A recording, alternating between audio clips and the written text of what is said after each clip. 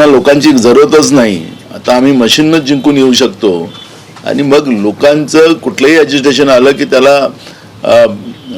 बेदम मारायचं आणि कुठलीही काळजी करायची नाही, मनुष्य एकदम जानवरासारखा आहे, अशा पद्धतीचं जे काही परभणीमध्ये घडलं त्या घटनेचा आम्ही निषेध करतो.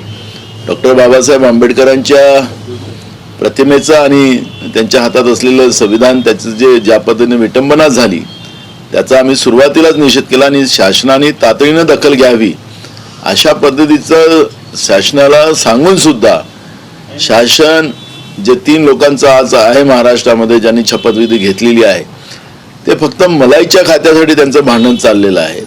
कोणाला मलाईचे खाते मिळतात त्याच्यावर ते काम करतात आहे.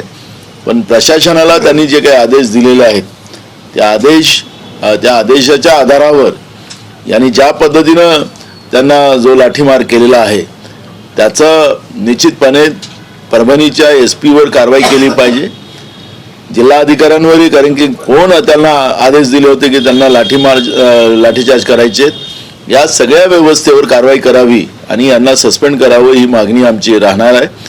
अधिवेशन आता उद्यापासून परवापासून सुरू होती आहे आणि परभणीचा इश्यू हा जो या सरकारचं सुरुवातीचंच जी मानसिकता आहे की लोकांना आता आम्ही जसं दिल्लीचं सरकार मोदींचं सरकार त्या ठिकाणी मारते तशासारखं महाराष्ट्रामध्ये आम्ही लोकांनी आपल्या हक्काची लढाई केली तर आम्ही त्यांच्यावर याच पद्धतीचं बेदम मारू अशा पद्धतीचा हा संदेश दिलेला आहे.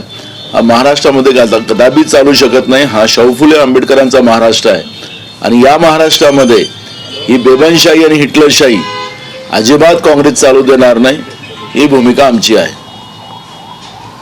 काँग्रेस पक्ष म्हणजे आज सकाळी विजय वडेट्टीवार म्हणाले की 16 आमदार कधीच आले नव्हते, कुठल्याही लाटेमध्ये काँग्रेस 16 आमदारांपर्यंत खाली आलं नव्हतं, यंदा लाट नसताना तशी स्थिती आली, त्यामुळे नक्कीच विचार करण्यासारखी स्थिती आहे, आश्चर्यकारक स्थिती. बरोबर आहे. सगळं जे काही निवडणुकीचे निकाल जे आले अजूनही महाराष्ट्रातली जनता, थोडं आम्हाला राजकीय पक्षाला सोडा पण महाराष्ट्रातली जनता सुद्धा या धक्क्यातून बाहेर आलेली नाही आहे. महाराष्ट्रामध्ये विविध भागामध्ये अजूनही लोकांचं ग्रामसभेचे ठराव घेण्याचं काम सुरू आहे. बॅलेटवर मतदान झालं पाहिजे, आम्ही दिलेलं मतदान कुठं आहे शोधण्याचं काम लोक करतात आहेत आणि त्यालाही शासन ज्या पद्धतीनं हुकुमशाही आणि हिटलरशाही दाखवून लोकांचं व्यक्ती स्वातंत्र्यावरही घाला टाकण्याचं पाप जे करत आहे, त्यामुळे स्वाभाविक आहे विजय वडेट्टीवारांनी जे सांगितलं की कुठली लाट नव्हती आणि हे जे काही निवडणुकीचे निकाल आले या निवडणुकीच्या निकालांनी राजकीय पक्षच नव्हे तर महाराष्ट्राची जनताही सुद्धा अजूनपर्यंत त्याच्या धक्क्याच्या बाहेर आलेली नाही. कुठेतरी पक्षातून